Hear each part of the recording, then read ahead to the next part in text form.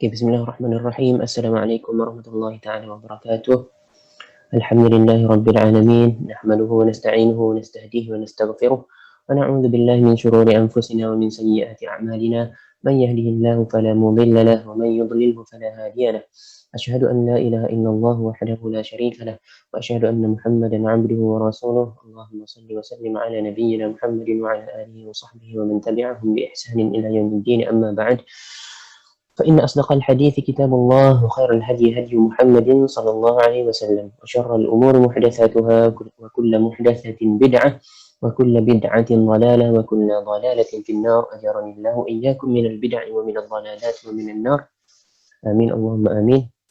Alhamdulillah, kita bersyukur pada Allah Subhanahu Wa Taala. Hari ini kita dapat sama-sama lagi bersama menyambung kembali pembelajaran kita dalam kitab Bulughul Maram. Kita berkongsi membaca hadis Nabi Muhammad SAW untuk kita ketahui sebagai bukti ataupun dalil meyakinkan kita lagi dengan ibadah yang kita sedang lakukan atau yang boleh kita laksanakan selepas ni. Kalau tak lakukan lagi, kita dah yakin ada hadisnya untuk kita laksanakan ibadah-ibadah tertentu daripada yang diyakini daripada Nabi Muhammad SAW. Dan insya-Allah hari ini kita sambung kembali pada hadis yang bernombor. Pada minggu lepas kita berhenti pada hadis yang bernombor perbincangan kita tentang solat. Kita berbincang tentang solat duha dan tentang solat witir, dan kita dah ajar bagaimana untuk qada solat witir sekiranya tertinggal.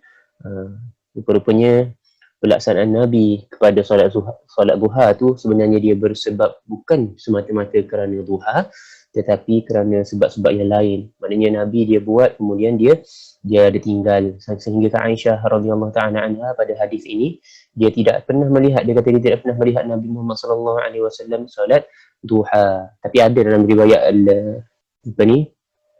riwayat Ibn Hibban yang meriwayatkan Aisyah selepas tu dia nampak Nabi melaksanakan solat duha sebanyak 8 rakaat. Okey, jadi sebelum kita pergi, jika ada soalan ke apa ke, boleh ajukan sekarang ataupun boleh ajukan di ruangan chat. InsyaAllah nanti di penghujung kita akan cuba jawab apa yang termampu, insyaAllah. Jadi kita pergi pada hadis seterusnya daripada rasanya hadis nombor 380 ni. Idza tala'a al-fajr faqad dhahaba kullu salatil lail. Okey.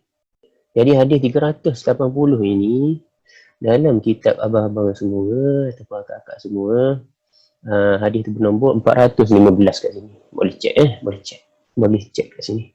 Jadi kalau pergi pada hadis itu terus, dah habis kan yang tu dah habis lah. Yang Nabi suruh kita solat witir sebelum masuknya waktu subuh. Hadis 381, wa an Aisyah radhiyallahu taala anha qalat, daripada Aisyah radhiyallahu taala anha dia berkata, kana Rasulullah sallallahu alaihi wasallam yusalli ad-duha arba'an. Kana yusalli ad-duha arba'an. Jadi dalam hadis ni Aisyah kata Nabi Muhammad sallallahu alaihi wasallam sembahyang duha 4 rakaat, wa yazidu ma syaa Allah. Kemudian Nabi pun kadang-kadang tambah berapa yang Allah Subhanahu Wa Taala mahukan. Maknanya Allah Subhanahu Wa Taala mentakdirkan kepada setiap orang daripada kita ni untuk dia melakukan solat seberapa banyak yang Allah tetapkan bagi dia. Itu maksud masya Allah, apa yang berapa bilangan yang dikehendaki Allah. Di sini menunjukkan bahawasanya perbuatan kita sebenarnya berdasarkan kehendak Allah Subhanahu Wa Taala. Kalau Allah bagi taufik kepada kita untuk laksanakan 8 rakaat, kita akan laksanakan. Kita tidak akan melakukan sesuatu di luar daripada apa yang telah Allah Subhanahu Wa Taala takdirkan kepada kita. Itu maksud yang terdapat di dalam hadis Aisyah ni. Itu maksud kata Aisyah, yazidu ma syaa Allah, dan dia tambah. Maknanya dia tambah sekadar yang Allah inginkan kepada dia. Kita tak tahulah berapa yang Allah inginkan kepada kita. Di sini menunjukkan juga dalam hadis ini bahawasanya solat duha itu tidak ada terikat dengan mana-mana rakaat ataupun terhad dengan mana-mana bilangan rakaat. Kadang-kadang Nabi tambah melebihi 4 rakaat. Aisyah kata Nabi solat duha Maknanya solat pada waktu duha ni sebenarnya yusalli duha, yusalli salat fi waqti duha, yusalli fi waqti duha, itu maksud sebenarnya di sini. Duha ni jatuh pada zarf. Kalau belajar bahasa Arab, duha ni zarf. Yusalli duha maknanya yusalli fi waqti duha, pada waktu duha. Maknanya bukanlah Nabi solat ni kerana waktu duha, tetapi Nabi solat pada waktu duha. Jadi solat itu terbuka, boleh jadi solat qada witir semalam kan, boleh jadi solat istikharah, boleh jadi solat tahiyatul masjid, boleh jadi solat dia datang daripada permusafiran. Kita akan jumpa nanti hadis-hadis itu. Maknanya solat-solat yang dilaksanakan pada waktu duha ni boleh jadi disebabkan oleh sebab-sebab yang berbilang-bilang, maknanya sebab-sebab yang banyak. Tidak semestinya Nabi solat itu kerana semata-mata kerana sekarang ni tengah masuk waktu duha, jadi nak solat duha. Tidak begitulah maknanya. Tidak semestinya begitu. Tidak semestinya solat Nabi di waktu duha ni kerana waktu tersebut waktu duha. Tidak. Bahkan boleh jadi banyak sebab. Boleh jadi Nabi masuk masjid pada waktu tu dia solat. Boleh jadi dia tertinggal semalam, dia penat, dia tidak solat witir, dia solat kan. Boleh jadi dia nak istikharah untuk memohon panduan daripada Allah Subhanahu Wa Taala, dia solat dan kena pada waktu duha. Jadi Aisyah meriwayatkan apa yang dia nampak. Okey, dan dia tahu. Okey, itu hadis yang 381 tadi, iaitu 415 pada buku akak-akak dan abang-abang dalam versi Englishnya. Okey, dan hadis seterusnya walahu anha, dan juga hadis daripada Aisyah anha su'ilat, bahwasanya Aisyah telah ditanya, hal kana Rasulullah sallallahu alaihi wasallam yusalli duha. Ada orang tanya kepada Aisyah, adakah Nabi, hal kana, adakah Nabi biasanya, kana ni memberi makna biasanya dahulu pada waktu lampau, adakah dia kebiasaannya. Kerana itu memberi makna berlaku secara kebiasaan pada waktu lepas, tidak semestinya berterusan, tetapi kebiasaan pada waktu lepas. Hal kana Rasulullah maknanya adakah Nabi Muhammad sallallahu alaihi wasallam biasanya pada waktu dahulu yusalli duha, sembahyang duha. Ada orang tanya Aisyah, jadi Aisyah jawab, qalat, dia berkata, la, Aisyah kata tidak, illa an yaji'a min maghibihi, illa an yaji'a min maghibihi.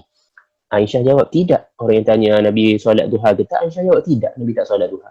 Kecuali, Aisyah kata kecuali, an yaji'a, apabila dia datang, ketika dia datang, min maghibihi, daripada permusafirannya.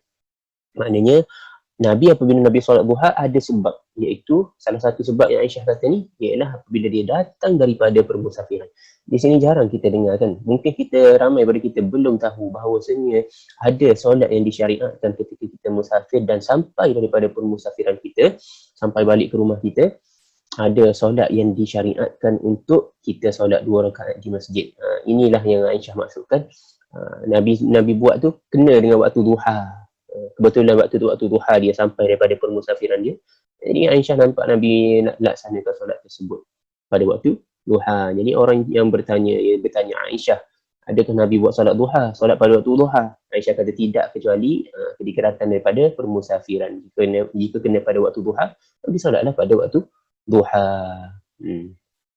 Rasanya hadis ni telah jelas. Dan solat yang disyariatkan ni, ketika kita datang daripada permusafiran, disunatkan dilakukan di masjid. Kalau dah sampai ke rumah kita, tidak ada lagi solat yang disyariatkan kerana permusafiran tersebut.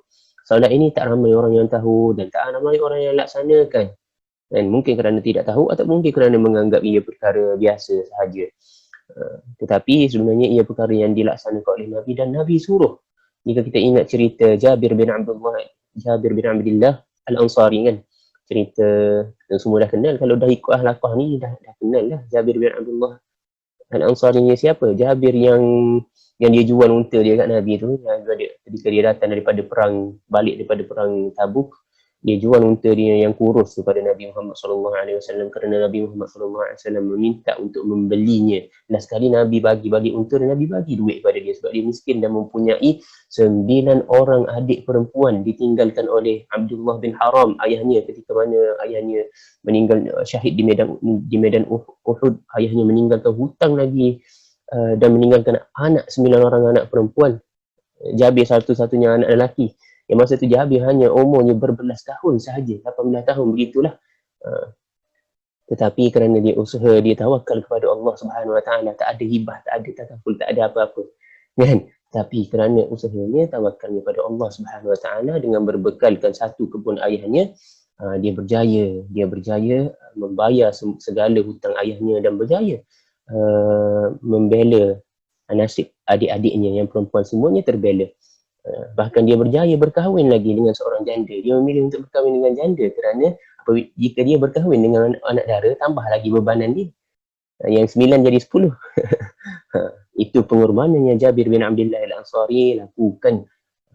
Allah bagi dia kelebihan. Banyak mukjizat-mukjizat Nabi berlaku di rumah dia.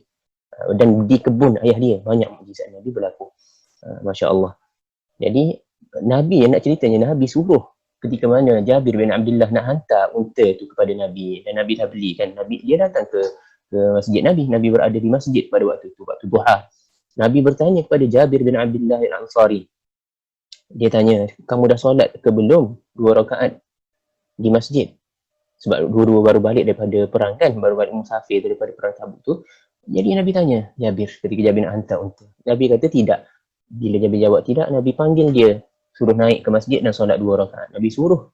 Padahal Jabir tak masuk ke masjid lagi. Nabi suruh masuk, memberi makna apa? Ini bukan solat tahiyatul masjid. Ini solat yang dikhususkan apabila kita balik daripada permusafiran. Jadi itu kita dah tahulah kalau boleh kita singgahlah ke masjid bila dah balik sampai ke rumah. Tak ada lagi lah. Okey. Itu hadis kita selesai. Maknanya jika Nabi solat duha ada sebabnya. Okey, di situ sajalah ada sebabnya. Kemudian nanti kita akan perincikan dan akan huraikan nanti. Kita akan kupas lagi selepas kita dah habis semua ni. Macam mana cara kita nak tunggu ada sebab juga ke, macam mana kan untuk laksanakan solat duha. Walahu anha, dan ada lagi daripada Aisyah juga, ma raaitu Rasulullah sallallahu alaihi wasallam yusalli subhata ad-duha qad. Kata Aisyah radhiyallahu taala anha, aku tidak pernah melihat Nabi Muhammad sallallahu alaihi wasallam sembahyang subhah ni nafilah, maknanya solat sunat. Subhah maknanya solat sunat. Orang Arab lama-lama dia kadang-kadang dia untuk menyatakan perkara sembahyang yang sunat dia sebut subhah. Dia tak sebut solah. Kan? Solah boleh merangkumi sunat dan fardu. Apabila dia sebut subhah, dia dah buang kefarduan, maknanya yang dia nak bercakap sekarang ni sunat. Jadi subhatul duha memberi makna solat sunat duha qad, langsung. Aisyah tak pernah nampak langsung dalam hadis ni lah. Ada hadis lain yang diriwayatkan oleh Ibn Hibban, dia nampak. Jadi dalam hadis ni Aisyah kata dia tak pernah nampak langsung Nabi sembahyang duha. Wa inni la usabbihuha, dan tetapi sesungguhnya aku melaksanakannya, menunaikannya. Atanaffalu biha, makna la usabbihuha ni aku atanaffalu biha, aku melakukan sunatnya, aku menjalankan sunat duha tersebut. Ini tidak bercanggah, kita tidak bercanggah dengan awal hadis. Awal hadis dia kata tak nampak, tapi dia buat. Kita rasa pelik kan, Aisyah ni tak ikut sunnah, Nabi tak buat, dia buat. Bid'ah ni Aisyah. Tidak. Kerana hadis duha ni bukan satu-satunya hadis ini yang menjadi dalil kesunnatan ataupun pensyariatan solat duha ni. Banyak hadis lain. Maknanya Aisyah dia laksanakan. Kenapa? Walaupun dia tidak nampak, tetapi dia tahu Nabi suruh. Betul tak? Pernah tak Nabi suruh? Nabi suruh Abu Hurairah jangan tinggal duha. Nanti kita akan huraikan. Nabi suruh. Aisyah tahu Nabi suruh. Nabi sendiri buat. Kan? Yang tadi dalam hadis tadi dia buat. Dia nampak. Dan Jabir juga. Nabi suruh Jabir buat juga. Pada waktu duha tu. Nabi pun buat ketika mana dia balik daripada permusafiran. Aisyah sendiri yang cakap. Jadi Aisyah tahu Nabi suruh, dan Aisyah tahu Nabi buat. Okey, jadi kenapa Aisyah buat? Sebab kerana itulah dia dah tahu, walaupun dia tak nampak Nabi buat, dia tahu Nabi suruh dan dia tahu Nabi buat. Okey, kadang-kadang Nabi ni dia sengaja dia tinggalkan perkara-perkara yang dia suka lakukan, tetapi dia sengaja tinggalkan. Tahu tak kita kenapa? Siapa kat sini boleh participation lah sikit, bagi peluang untuk participate sikit. Kalau tak rasa bercakap seorang kan. Jadi siapa tahu kadang-kadang Nabi dia sengaja tinggalkan, walaupun perkara tersebut, ibadah tersebut dia suka. Pernah tak Nabi sengaja tinggalkan? Takut jatuh wajib. Dia takut jatuh wajib, betul. Masya-Allah. Dia kadang-kadang ada sesuatu ibadat tu dia tinggal kerana dia takut jatuh wajib. Seperti mana kita bincang dulu tentang solat tarawih tu, Nabi solat beberapa hari pertama, kemudian Nabi tinggalkan. Padahal Nabi tahu, Nabi suka. Tetapi Nabi tinggalkan, Nabi tak keluar, ramai orang tunggu. Dan Nabi keluar hari selepasnya, Nabi kata, aku tahu kamu sedang menunggu dan aku tidak meninggalkan kamu tu bukan hanya kerana benda tu tidak disyariatkan, tidak. Bahkan tetapi aku meninggalkan kamu kerana aku bimbangi perkara tersebut diwajibkan. Dia bimbang solat witir, solat malam tu diwajibkan secara berjemaah di masjid. Okey, ataupun diwajibkanlah secara asalnya. Nabi tak nak benda tu diwajib. Banyak benda yang Nabi tinggal. Nabi dia cakap tentang siwak. Dia kata, laula an asyqa ala ummati la amartuhum bisiwakin qabla kulli salah. Dia kalau boleh nak suruh kita ni bersiwak setiap kali sebelum sembahyang. Tetapi dia kata kalau tidak menyusahkan umat aku. Maknanya dia tak cakap macam tu pada kita sebab dia takut menyusahkan umat kita. Dan ingat tak tentang solat isyak, kita dah ambil hadis, kita kena ingat apa yang kita belajar. Solat isyak, Nabi kata apa? Nabi pernah solat lewat isyak tu pada 1/3 malam pertama. Nabi lewatkan sampai sahabat pun dah tersengguk-sengguk mengantuk menunggu kan. Nabi kata laula an asyqa ala ummati, inilah dia waktu solat isyak yang sebenar. Laula an asyqa ala ummati, jika bukan kerana aku bimbang menyusahkan umatku. Maknanya banyak benda kadang-kadang melewatkan solat pun sunat sebenarnya. Banyak benda Nabi tinggalkan kerana bimbang akan difardukan ataupun menyusahkan umat dia. Jadi di sini pun sama. Nabi kadang-kadang sebab tu dia tak buat. Dia suka solat duha, tapi boleh jadi dia tak buat kerana apa? Sampai ke Aisyah tak nampak kan? Sedangkan Aisyah lah orang yang paling tahu tentang kehidupan solat sunat Nabi. Sebab Nabi dia solat sunat di rumah. Semua solat sunat dia di rumah. Dia bahkan Nabi berkata, solat yang paling afdal adalah di rumah kecuali solat fardu. Itu Nabi kata. Solat yang paling afdal adalah solat yang dilakukan di rumah kecuali solat fardu. Maknanya solat fardu afdalnya di mana? Di masjid bagi orang lelaki. Tetapi solat-solat lain yang kita nak solat kan, kita nak solat witir, kita nak solat nak solat apa tu, istikharah ke, nak solat sunat mutlak ke, nak solat duha ke, kat mana sebenarnya?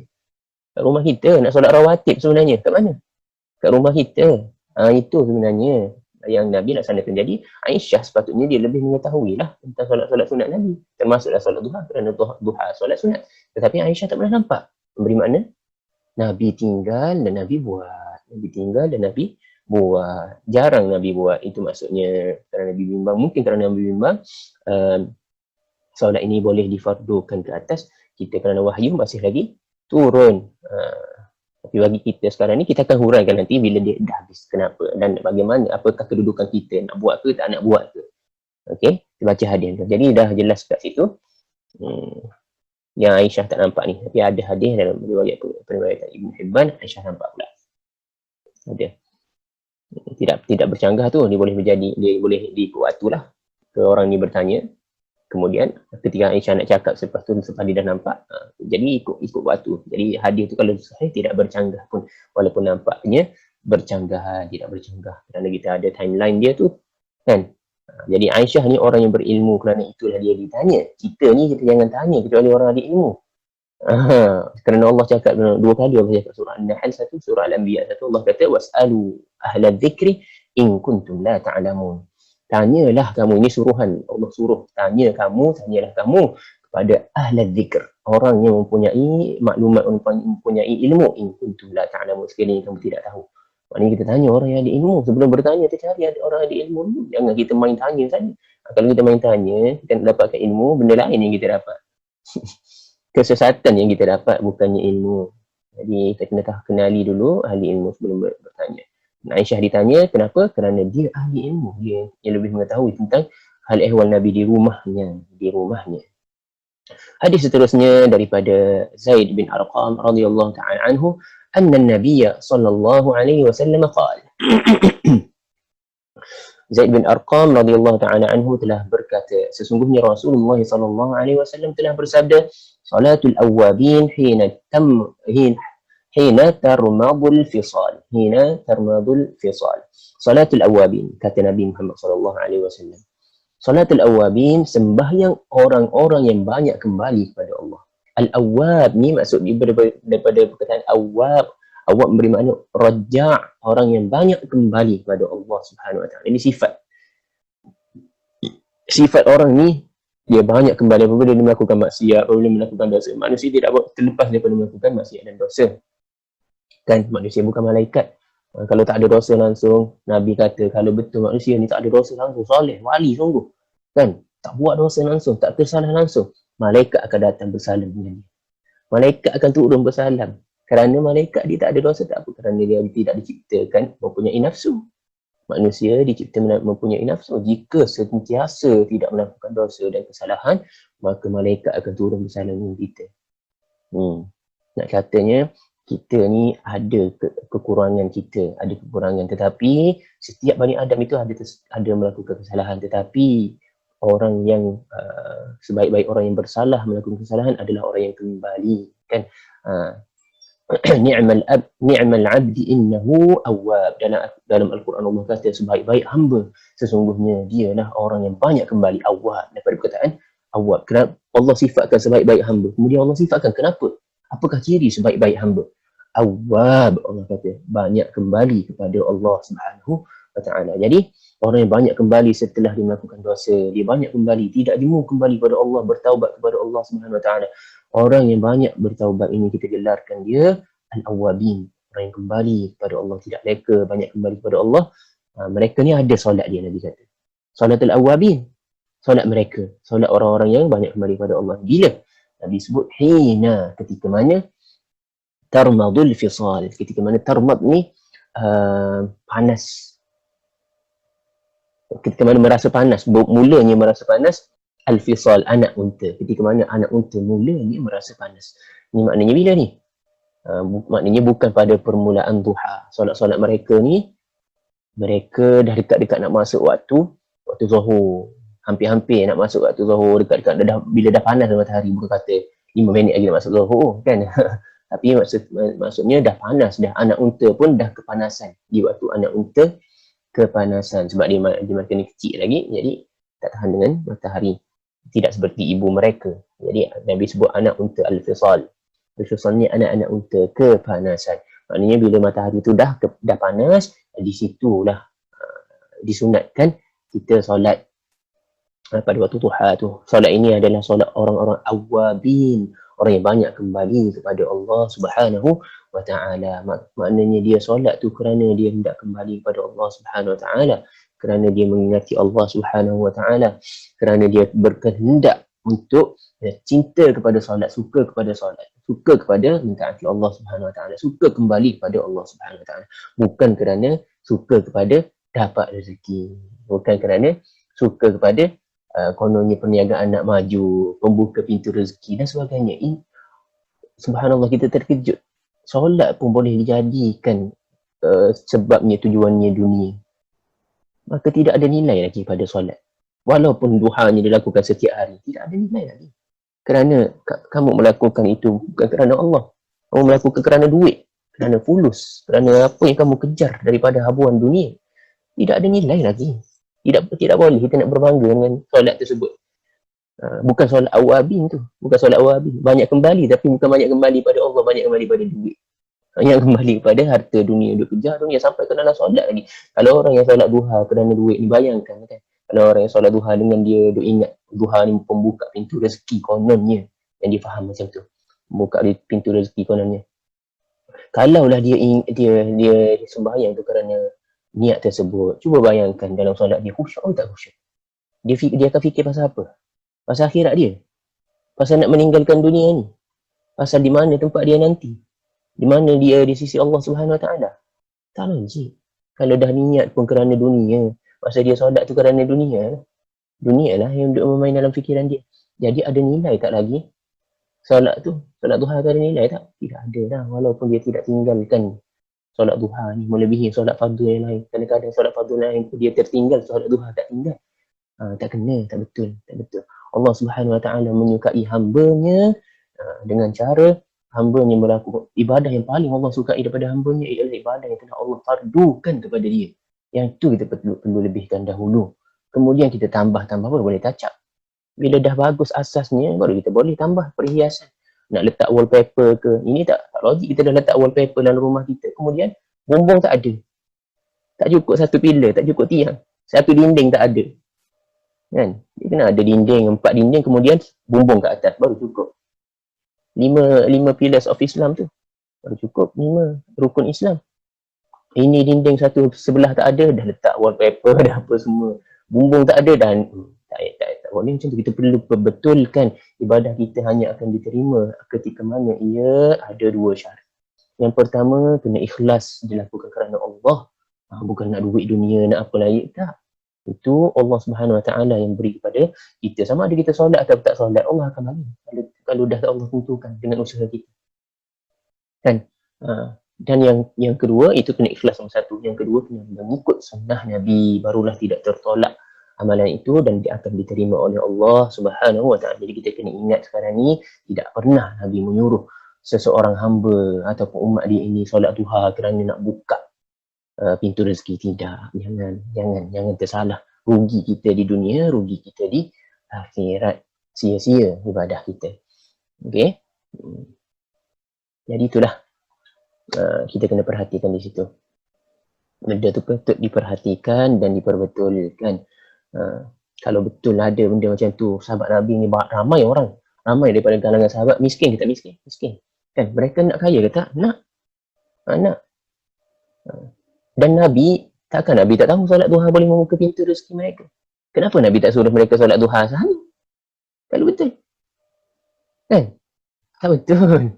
Mereka bukan kaya kerana duha. Mereka bukan kaya kerana sesemua. Mereka kaya kerana usaha dan ikhlas mereka pada Allah Subhanahu Wa Taala. Nabi sebut dalam hadisnya, siapa yang ikhlas mencari manhammuhu, kan? Siapa yang fikiran dia ni setiap hari kerana akhirat, nak mencari akhirat, tidur bangun dia, waktu dia tidur dia ingat esok aku nak bangun solat, kan? Waktu dia tidur niat nak bangun ibadat. Waktu nak tidur muhasabah diri, apa ibadah aku dah buat hari ini. Maknanya setiap hari fikiran dia akhirat. Nabi kata dunia akan datang mencari dia. Dia akan dapat apa yang dicari daripada akhirat dan dunia datang mencarinya. Dunia datang mencarinya. Dan Nabi kata, siapa yang hammuhu, fikiran dia ni untuk dunia semata-mata, tidak berfikir untuk akhiratnya, dia tidak akan dapat daripada dunia. Akhirat tu confirm tak dapat. Dia tidak akan dapat daripada dunia, Nabi sebut, kecuali apa yang telah Allah takdirkan kepada dia. Jadi kalau kamu dapat daripada dunia pun kerana sebenarnya kerana Allah dah takdirkan, kan? Kalau kamu usaha tu bukan kerana usaha kamu semata-mata, Allah takdirkan. Betapa ramai orang yang usaha tapi tidak berjaya. Jangan sangka kita ni jadi kaya ke, banyak duit, Allah permudahkan banyak urusan dunia, perniagaan dan sebagainya kerana kita usaha sahaja. Tidak, sebenarnya kerana Allah dah takdirkan usaha ataupun tidak kamu tu tidak memainkan peranan 100% pada keberjayaan kamu. Tidak. Kalau betul, maknanya orang yang kerja 12 jam sepatutnya gaji dia banyak lagi pada yang kerja 8 jam. Kalau betul mengantuk pada usaha, sebab yang tu usaha lebih. Tetapi tidak, penuh getah bekerja berjam-jam, pukul 4 pagi dah bangun. Contohnya kan, banyak jam tetapi gajinya lagi sedikit daripada yang kerjanya di office sebagai pekerja profesional, hanya 8 jam, hanya 6 jam, tapi gajinya berganda-ganda. Memberi makna apa tu? Rezeki. Allah dah takdirkan kepada kita. Jadi kalau nak mencari rezeki, nak cari kehebatan dunia ni juga sebenarnya cari akhirat. Dunia akan datang. Dunia yang akan datang. Kita tak penat. Dunia akan datang. Tapi kalau kita penatkan diri kita untuk dunia sahaja, akhirat kita tak dapat. Dan dunia pun kita hanya dapat apa yang Allah telah takdirkan kepada kita. Jangan kita tertipu. Itu sebenarnya, itu Nabi dah cakap kepada kita. Jadi nak betulkan tentang solat duha ni, terpaksalah kena panjang sikit syarahannya. Kena panjang sikit. Jadi kita pergi pada hadis seterusnya lah, kerana ada 10 minit lagi. Jika ada soalan, letak dalam chat box tu, kita tengok kalau ada masa kita boleh jawab. Hadis seterusnya daripada Aisyah radhiyallahu taala anha qalat, dia berkata, dakhala Rasulullah sallallahu alaihi wasallam baiti Nabi Muhammad SAW telah masuk ke rumahku. Kata Aisyah. Tu tengok ada kan hadis ni. Fasallat duha 8 raka'atin. Kemudian Nabi pun sembahyang pada waktu duha. Yang pada waktu, bukan kerana duha ni, bukan kerana duha, tapi sembahyang pada waktu duha 8 rakaat. Nabi pernah buat 2, Nabi pernah buat 4 kan. 4 ada hadis tadi sebelum kita baca tadi 4 rakaat. Aisyah kata 4 rakaat. Kemudian ni Aisyah kata 8 rakaat pula. Dan Aisyah pernah kata tak nampak langsung kan, tak pernah. Itu tak berjangka. Bukan tu pada orang tanya tu bila orang tu tanya. Yang ni hadis riwayat daripada Ibnu Hibban fi sahih. Jadinya ada ke tak pensyariatan solat duha? Jelas ada pensyariatan solat duha. Kita boleh laksanakan 2 rakaat paling kurang, tapi Nabi dia paling kurang dia buat 4 dalam hadis tadi. Dalam hadis tadi kita baca Nabi paling kurang dia buat berapa? 4. Ni hadis ni. Aisyah juga berkata kerana Rasulullah SAW sembahyang duha 4. Dan dia tambah berapa banyak dia nak. Okey. Dan kita tahu Nabi paling banyak Nabi buat 12 rakaat. Kenapa? Sebab nak mengganti. Aisyah kata nak mengganti solat qiyamul lail dia yang dia tertidur. Sebab apa? Sebab Nabi biasa buat qiyamul lail berapa Aisyah kata? Pada bulan Ramadan dan bulan-bulan yang lain Nabi qiyamul lail 11 rakaat, tidak tambah daripada tu. Tidak tambah daripada 11 rakaat. Kebiasaannya dia tidak tambah. Jadi apabila dia tertinggal qiyamul lail ataupun dia penat dia tinggal qiyamul lail, dia akan solat duha berapa rakaat? 12 mengikut kebiasaan dia. Jadi sebenarnya kalau kita nak syarahkan di sini pandangan ulama tentang solat duha ni banyak pendapat. Mereka ada yang kata bagi orang yang dah qiyamul lail malam tidak disyariatkan. Maknanya tidak digalakkan sangat pada dia untuk dia solat duha lah. Maknanya dia kalau nak tinggal tu boleh, tidak memberi kesan yang banyak lah pada dia kerana dia dah solat qiyamul lail. Tetapi bagi orang yang biasa qiyamul lail, cumanya dia ada kadang-kadang tertidur macam Nabi Muhammad SAW buat kan, ada tertidur dan sebagainya. Waktu dia tertidur tu dia buat solat duha. Waktu dia tak tertidur dia dah qiyamul lail, dia tak buat lah. Maknanya mengikut cara Nabi sungguh lah tu. Mengikut cara Nabi sungguh begitu.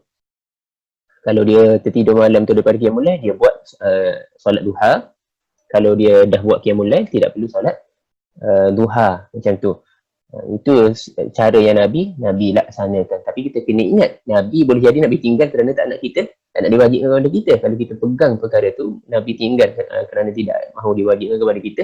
Maknanya solat sunat duha ni mutlak, terbuka. Kita dah solat malam ke, kita tak solat lagi malam ke, Nabi tak solat duha ketika mana dia dah solat malam tu, sebab dia takut jika dia teruskan setiap hari kan, melazimkan diri dia solat duha setiap hari, takut jadi perkara tu jadi wajib. Jadi, kalau kita pegang benda tu, bagi kita ni walaupun dah solat malam, tak solat malam lagi ke, boleh sunat juga untuk kita laksanakan solat duha bagi orang yang macam kita ni. Sebab kalau kita teruskan pun tidak akan menyebabkan apa-apa hukum bertukar daripada sunat kepada wajib, tidak. Dan kita memerlukan ke tak solat duha? Memerlukan solat di waktu duha. Mana-mana solat sunat sebenarnya kita memerlukannya. Lebih-lebih lagi jika kita nak cakap tentang satu hadis lagi yang kita sebut dah minggu lepas tentang dalam periwayatan Nawawi itu, Arba'in Nawawi, Nabi kata setiap mifsal ataupun sulama, setiap tulang ataupun sendi Bani Adam ini setiap hari dia wajib untuk melaksanakan sedekah. Ada 360 mifsal ataupun sulama ataupun tulang Bani Adam ni, sendi Bani Adam ni ada berapa? 360 dalam badan. Setiap hari wajib untuk setiap satu yang melaksanakan sedekah. Maknanya berapa sedekah setiap hari kita laksanakan? Wajib kita laksanakan 360 sedekah setiap hari. Dan Nabi sebut dalam hadis lain, subhanallah itu sedekah, alhamdulillah itu sedekah, Allahu Akbar itu sedekah, kita tolong orang naik atas tunggangan dia sedekah, berkata perkara baik sedekah, al-amru bil ma'ruf, menyuruh berbuat baik sedekah, wan nahyu 'anil munkar, melarang daripada perbuatan mungkar, perbuatan jahat juga sedekah, imatatul adza 'anit tariq, sedekah membuang perkara-perkara yang menyakitkan manusia daripada jalan, dan benda yang mengancam manusia daripada jalan kita buang, kita ketepikan, itu adalah sedekah kan. Maknanya kita boleh laksanakan semua ni. Dan Nabi sebut dalam hadis yang lain, solat duha, solat pada waktu duha, 2 rakaat telah mencukupi untuk sedekah yang diperlukan, yang wajib dilaksanakan oleh 360 sendi dan tulang anak Adam. Kita ni lah. Maknanya kita, kalau kita solat duha setiap hari, dah terlepas dah kewajipan kita tadi. Jadi kita perlu ke tak solat duha ni? Perlu. Bukan kerana nak buka pintu rezeki. Tak ada langsung yang kata nak buka pintu rezeki tu. Pandai-pandai orang, walaupun namanya ustaz, kita harap Allah Subhanahu Wa Taala berikan hidayah lah kepada kita dan kepada semua. Kepada semua, dan supaya kita mampu untuk mengikutnya dan meninggalkan yang tidak betul. Okey. Jadi ada satu lagi timbul pula persoalan juga. Ni huraikan dah ni sebab kita nak tutup dah bab ni, nak masuk ke bab yang lain. Jadi kita tengok Abu Hurairah, kenapa Nabi suruh? Nabi suruh dia kan?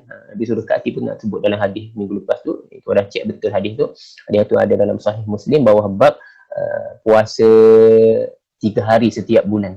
Hadis ni Nabi suruh Abu Hurairah dan juga Nabi suruh Abu Dzar. Nabi suruh mereka ni menunaikan solat malam sebelum tidur. Sebab apa? Sebab mereka menuntut ilmu, menghafal hadis dan mempelajari hadis sebelum mereka di waktu malam. Jadi mereka berhenti pada waktu malam, mereka tak sempat nak bangun solat qiyamul lail tu. Dan Nabi tak mahu mereka meninggalkan qiyamul lail, dan Nabi melebihkan supaya mereka menuntut hadis. Maknanya mencari ilmu dengan qiyamul lail, mana satu lagi bagus? Mana satu lagi besar pahalanya? Kita faham hadis ini, mencari ilmu agama adalah lebih besar pahalanya daripada qiyamul lail. Sebab apabila kita mencari ilmu, kita akan memanfaatkan ramai orang. Maknanya manfaat itu bukan terhad kepada diri kita. Tetapi kalau qiyamul lail, manfaat itu terhad pada diri kita. Disebabkan itulah Nabi kata, wahai Abu Hurairah, Abu Dzar, menuntut ilmu kamu tidak ada masalah, tapi jangan tinggal solat duha, solat qiyamul lail, solat witir kamu boleh tunaikan sebelum kamu tidur. Sebab takut nanti tak bangun bila dah tidur lewat, takut tak bangun untuk solat witir. Jadi Nabi tetap lebihkan supaya mereka tetap laksanakan belajar tu, tetapi diberi kelonggaran untuk solat malam sebelum tidur. Maknanya mereka tidak melakukan qiyamul lail selepas tidur. Tahajud tu, istilah tahajud bahasanya tak ada. Sebab dia laksanakan tu sebelum dia tidur. Kan? Nak melawan diri dia daripada tidur tu tidak ada lah pada istilah ni. Dari segi pahalanya tetap dikira pahala qiyamul lail. Dan Nabi kata jangan kamu tinggalkan puasa 3 hari sebulan. Kemudian kerana puasa 3 hari sebulan, kalau kita tidak tinggalkan, pahalanya menyamai kita puasa selama setahun. Kan, dah cakap kan 3 darat 12, darat pula 10, keluar 360. 360 adalah sebanyak-banyak hari dalam kalender Islam untuk mencukupkan tempoh setahun. Kemudian Nabi kata yang ketiganya, Nabi beri pesanan pada Abu Dzar dan Abu Hurairah ni untuk supaya mereka lakukan solat duha. Kenapa? Jangan tinggal solat duha, Nabi kata. Kenapa? Sebab mereka tak qiyamul lail. Sama seperti yang kita katakan tadi lah. Sebab mereka tak lakukan qiyamul lail selepas tidur. Tahajud mereka tak ada. Witir di hujung malam mereka tidak ada. Bahkan bila mereka lakukan sebelum tidur kan. Mereka lakukan witir tapi sebelum tidur. Jadi untuk menggantikan itulah Nabi kata buat solat duha. Okey, jadi alhamdulillah telah terjelas dah semuanya. Aku harap dah jelas semuanya hari ini. Ada lagi 1 minit, cukup 60 saat. Kalau ada soalan, sila masukkan ke ruangan chat. Kalau tak ada, kita tangguhkan majlis kita ni ke minggu hadapan insya-Allah di bawah bab yang lain. Harapnya semua hadis yang kita bincangkan tadi jelas. Jelas ke tak hadis tadi? Semua yang kita bincang hari ni. Kalau ada yang tertinggal ke apa ke, sila masukkan ke ruangan chat. Kalau tak, insya-Allah kita pergi sama-sama kita pergi masjid solat Jumaat lah di awal. Jadi ada soalan ke? Jelas ke semua? Harap nikmati, harap enjoy dan harap boleh laksanakan, boleh laksanakan yang betul dan boleh tinggalkan yang